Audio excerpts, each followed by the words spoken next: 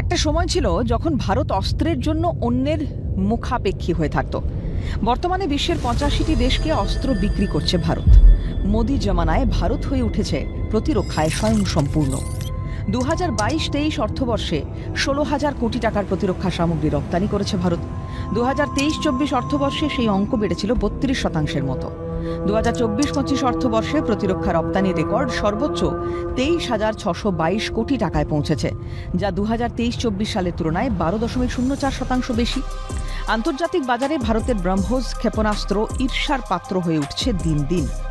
ডর্নিয়ের 228 যুদ্ধবিমান, rocket launcher, অগ্নি নির্বাপক যন্ত্র, night vision binocular, শত্রুর গতিবিধি দেখতে রেডার বিভিন্ন দেশকে বিক্রি করে ভারত। ভিয়েতনাম, ইন্দোনেশিয়া ভারতের নিয়মিত খরিদ্দারদের মধ্যে অন্যতম। ২০১৩-১৪ অর্থবর্ষে রপ্তানির পরিমাণটা ছিল মাত্র ৬৮৬ কোটি টাকা। ১১ বছরে সেটা বেড়েছে প্রায় ৪২ গুণ। প্রতিরক্ষা মন্ত্রণালয়ের দেওয়া তথ্য অনুযায়ী ভারতের থেকে অস্ত্র কেনে অস্ট্রেলিয়া, জাপান, মিশর, ব্রাজিলের মতো দেশও। মোট ৩৪টি দেশকে বুলেট প্রুফ জ্যাকেট সরবরাহ করে ভারত। গুলি কেনে প্রায় ১০টি দেশ।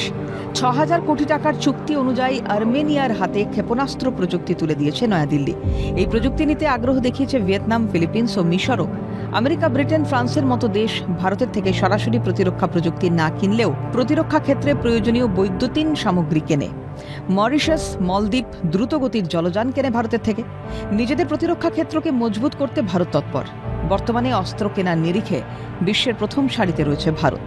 ইউক্রেনের সঙ্গে তুল্যমূল্য টক্কর চলছে বটে, কিন্তু মাথায় রাখতে হবে ইউক্রেন এখন রুটির বদলে অস্ত্র কিনছে। ভারতের পরিস্থিতি কিন্তু তেমনটা নয়। প্রতিরক্ষা মন্ত্রকের দাবি ২০২৮-২৯ অর্থবর্ষের মধ্যে অস্ত্র রপ্তানি বাণিজ্য পৌঁছে যাবে ৩ লক্ষ কোটি টাকায়। Calcutta television network.